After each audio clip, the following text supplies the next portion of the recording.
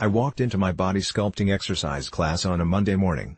Natalie, my instructor, had gone to England to see a UB40 concert and Kelly was her replacement. At the end of class, Kelly put on a song for us to stretch to. The melody was like a cool ocean breeze that soothed my mind, allowing my body to melt after an hour of working my muscles to their potential. What was that song? I loved it, and I had to find it. When I got home, I rushed to my computer and started searching for it on iTunes. Come to me. A list of 129 matches popped up on my screen. I went through them one by one, determined to find the right one. I could still hear the tune playing in my head, so I knew I would recognize it immediately once I heard the intro. Then, after the 58th try, I heard it, a beautiful melody by a band named Wah. I pressed purchase. Every morning I would play the tune and hum along to it as I was getting ready for work.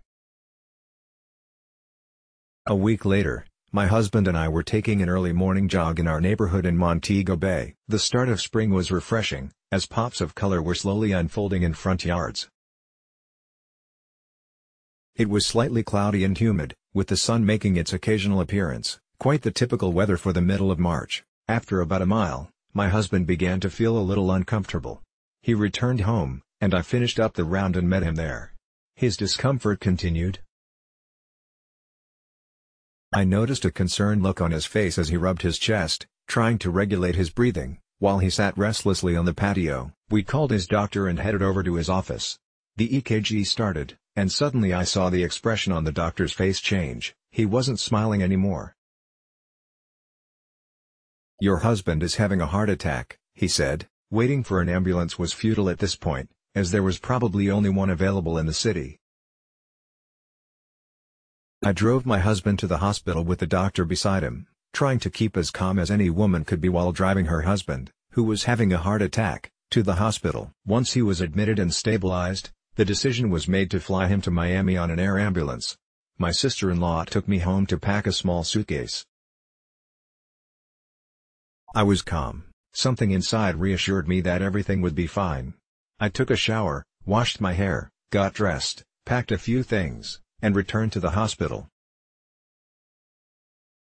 Then came the shocking news: because I didn't have the appropriate paperwork, I would not be able to fly on the air ambulance with my husband. I could only fly commercial. To make matters worse, they wouldn't allow me to see him before he left, which made me anxious and upset. How could they be so insensitive? I rushed to the airport, where my brother-in-law was just about to board the commercial flight to Miami. I sent a message to him at the gate that there had been a change in plans, and he would need to accompany his brother on the air ambulance. At this point, I began to panic. The last flight to Miami for the day had just left, and I wasn't on it. What was going to happen? I didn't even get to say goodbye or tell him I loved him. Would I ever see him again? The ground felt like it was sinking from under my feet. My mind was screaming, my body shaking. Suddenly, my cell phone rang. There was an evening flight to Fort Lauderdale from Kingston. A friend, who had a small private plane, offered to take me to Kingston, where a cousin would pick me up and make sure I made the flight. My ticket had been purchased. The angels came from everywhere to help me on this day from hell. I walked onto the tarmac and got into a tiny, 4-seat, pink and yellow propeller plane, parked right next to the air ambulance. Evidently, I was going to Kingston with Barbie. I then realized that although I still felt frightened and alone, I needed to remain calm. I grabbed my iPod and my headphones and pressed play. For the first time, I listened to the words of that beautiful song, "Come to me, I will take away your sorrow, I will open up your heart, come and you will find the inner one you want to. Find the inner mind you've waited so long to." These weren't just lyrics, they were a message. I recognized these words as a calling that it was time to start meditating. Let your eyes meet mine, can you align yourself with constant devotion, find your liberation. The lyrics and music pacified my soul. I listened to this song all the way to Fort Lauderdale, where another angel was waiting to drive me to the hospital in Miami, where my husband had gone into surgery.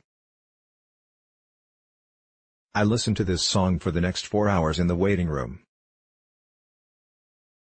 It kept me peaceful and secure as I closed my eyes and heard a voice from within telling me that everything would be alright. This was the beginning of my practice. My husband came out of surgery and was taken to the ICU overnight. I stayed with him at the hospital. 2 days later he was released, and by the end of the month, we were back home. He returned with a second chance at life. I returned with a meditation practice. The day after we returned home, I went to the gym to thank Kelly for the beautiful song that gave me strength during this experience. She had left, and no one knew where to find her. She had come into my life to deliver a song, her job was done, and I have never seen her again. The universe sends us messages and messengers, many of which go unrecognized. It is up to us to pay attention, and to be aware of the signs, the assistance, the lessons, and the calls to wake up. We spend so much of our day on our phones checking our email, but maybe we should spend some time in each day creating awareness and checking our U-mail, universe mail. Who knows what we're missing? Let's block ads. Why?